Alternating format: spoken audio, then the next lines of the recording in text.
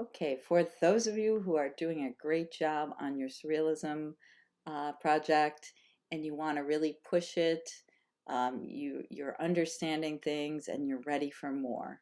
I have a few more tools for all of you. Okay, so I have worked with this one a little bit and move some things around. Oops, I want to get to this, move this a little bit away from that one. There we go. Okay. I used the burning in tool to kind of add some shadows here. And of course, from the other video, I've added filters, I added some blurs, and I added these shapes. I used the smudge tool over here too. So anyways, next I have some other fun, tools and filters and things like that for you. All right, so first off, we're going to go to the background layer. This is how in Photopea you have to put it on the background layer. We're going to go to Filter, and we are going to go to Render. Okay, with Render we have something called Lens Flare. Of course, there are so many different things we can try here. Anytime you want to just experiment, go for it. But Lens Flare is a kind of cool one. Okay, you can see it has added these little circles here that look like a lens flare, and over here in the options there are different kinds of lens flares.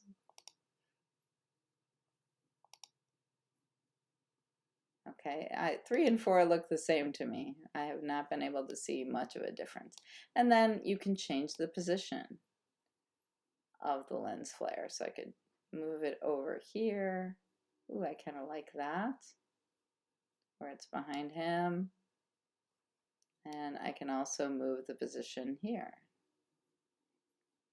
Ooh, that's kind of neat too. It almost looks like a little fire happening over in the corner. It's hard to decide. They're all so cool. Okay. All right, so maybe I'll make it look, here I'm going to go one more. There we go. Okay, so I'm going to leave it there.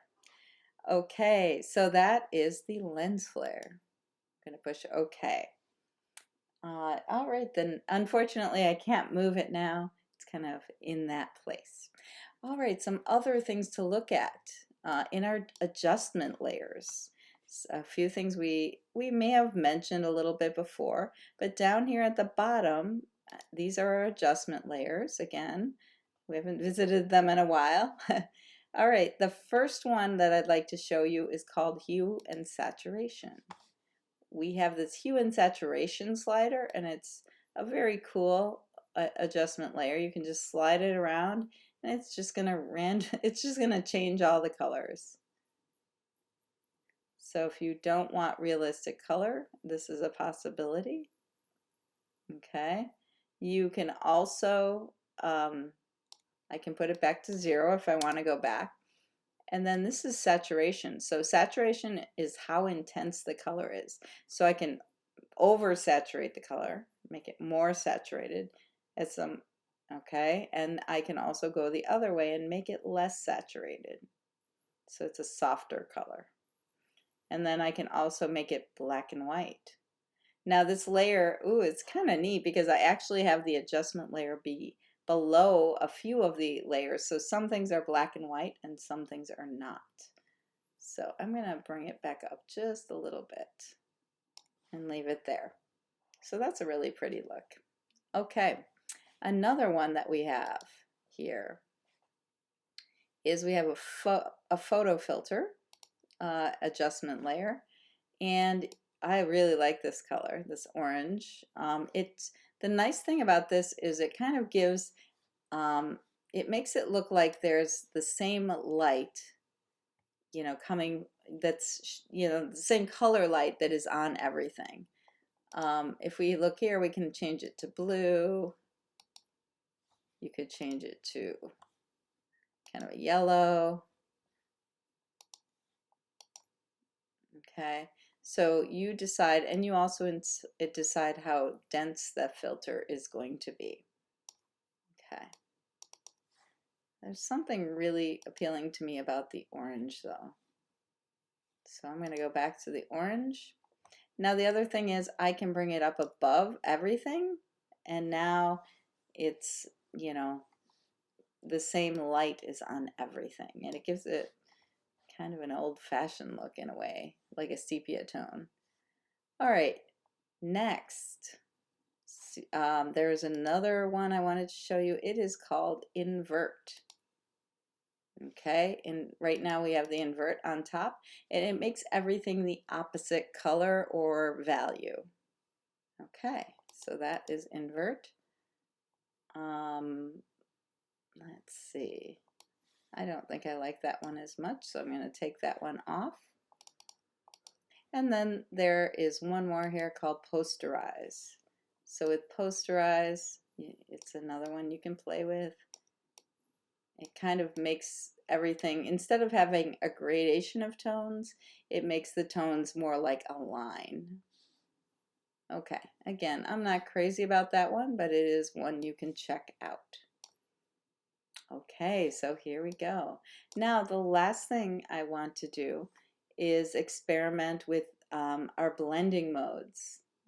Okay, I might be overdoing it, but I'm gonna give it a try. Again, we're experimenting here, so go for it. File, open, and I'm going to go to my double exposure. Let's see if I can find my double exposure profile pic. I'm going to search it up. I've got too many things on my desktop. There we go. The double exposure practice files. Okay. All right. So I'm going to give the clouds a try. Okay. One of my favorite ones from that. The clouds with the birds. All right. Now I'm going to take this and I'm going to move it over to my painting. It's going to be super small though. All right, and I'm going to go to edit, and I'm going to go to free transform, hold the shift key to keep it proportional, and I'm going to make it really big so it fills the entire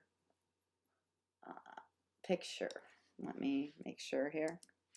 All right. It's a long, narrow picture. There we go. Now I'm going to push the check mark to commit the transformation.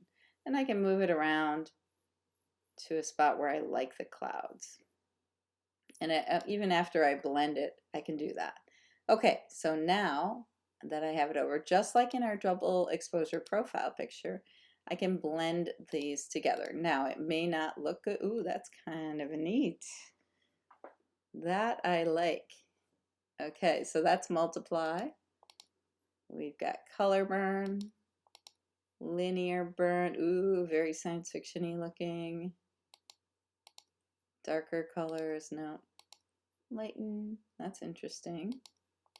Screen, ooh, pretty. Color dodge. And so on down the line. Ooh, that's pretty neat too. That's overlay. All right, so I'm going to go through these and find one that I like.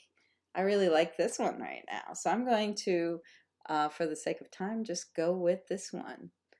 All right, so a lot of other techniques that are possible.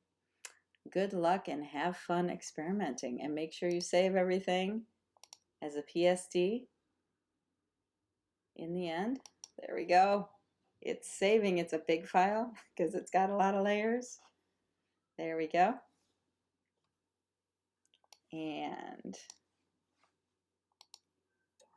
of course, we're going to save it then as a JPEG. Well, if you save it as a JPEG, export as JPEG. That way we can upload that one to the internet, to Teams, to wherever it is you need to upload it. All right. Have fun experimenting. Bye.